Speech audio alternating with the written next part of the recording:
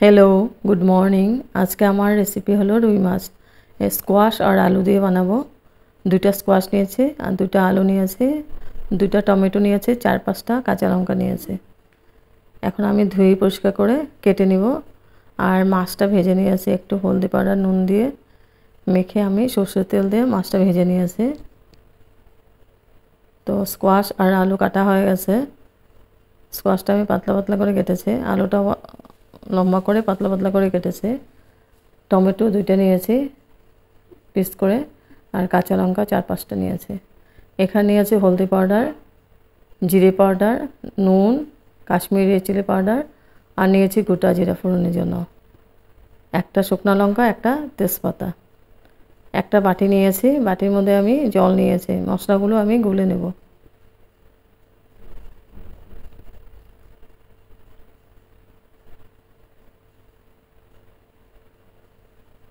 দিয়েছি হলদি পাউডার, নুন, Kashmiri chilli powder আর জিরে পাউডার দিয়ে এখন খুব ভালো করে মশলাটা আমি গুলে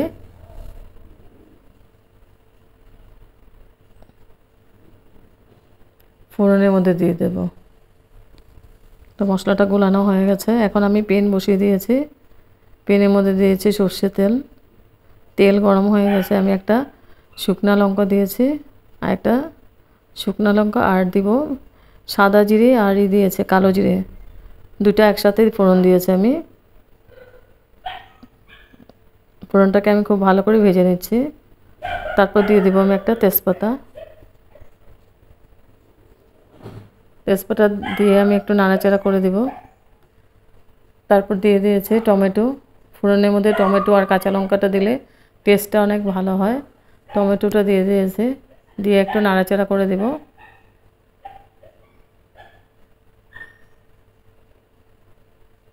তেল কিন্তু আমি একদম সামান্য পরিমাণে দিয়েছি।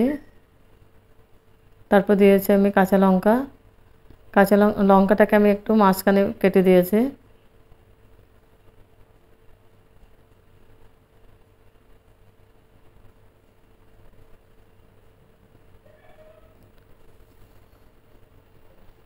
খুব ভালো করে মশলাটা কষিয়ে নিচ্ছি। তারপর গুলে রাখা মশলাটা দিয়ে দেব আমি।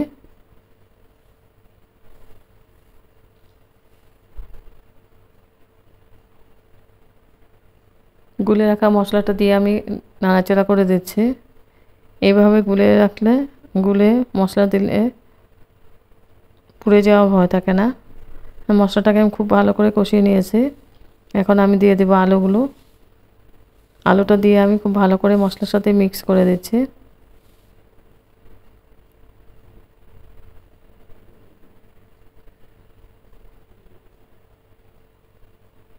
এখন আমি ঢেকে দিব, 3 মিনিটের জন্য ঢেকে দিচ্ছি। আর স্টিমটা আমি একদম লোয়ে রেখেছি। 3 মিনিট পরে এসে আবার নাড়াচাড়া করে দিচ্ছি।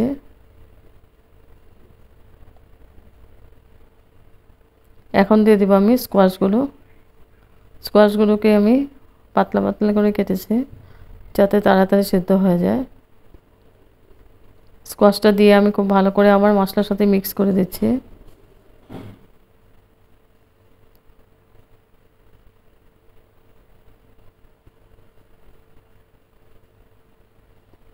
এখন আমি ঢেকে দিব 5 মিনিটের জন্য।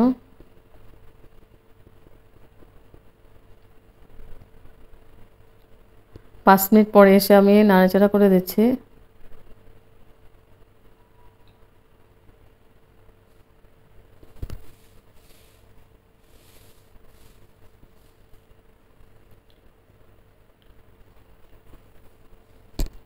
তারপর 5 মিনিট পরে এসে একটু নাড়াচাড়া করে দিব।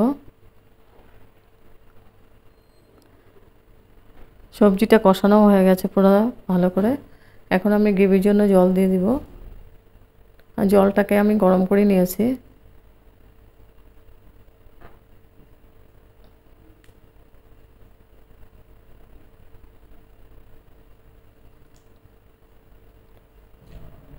জলটা দিয়ে আমি খুব ভালো করে মিক্স করে দিচ্ছি।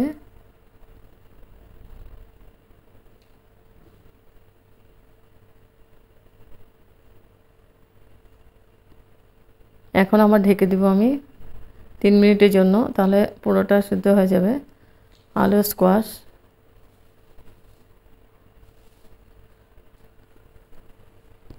দেখে নিব সিদ্ধ হয়েছে কিনা। হ্যাঁ, পুরো সিদ্ধ হয়ে গেছে আলু স্কোয়াশ দুটাই। এখন আমি মাছগুলো দিয়ে দেব।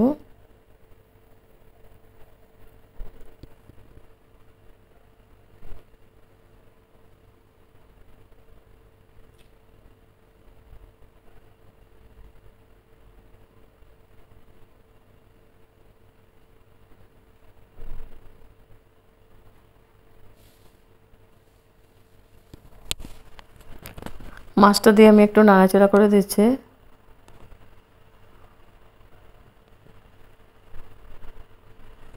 তারপর লাস্টে দিয়ে দেব ধনেপাতা।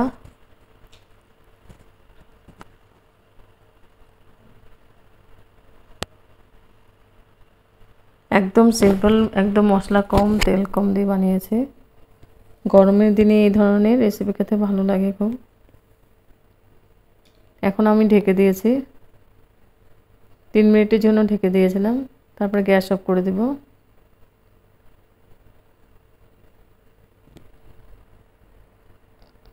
হয়ে গেছে আমার, গ্যাস অফ করে দিয়েছি। এবার স্ট্যান্ডিং টাইম 5 মিনিটের জন্য আমি ঢেকে রাখবো।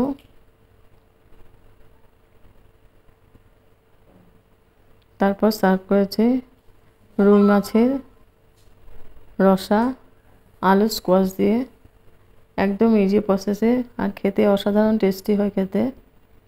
আর সবজি বেশি দিয়েছি, সবজি খাওয়া খুব ভালো, ওই জন্য সবজিটা বেশি দিয়েছি আমি।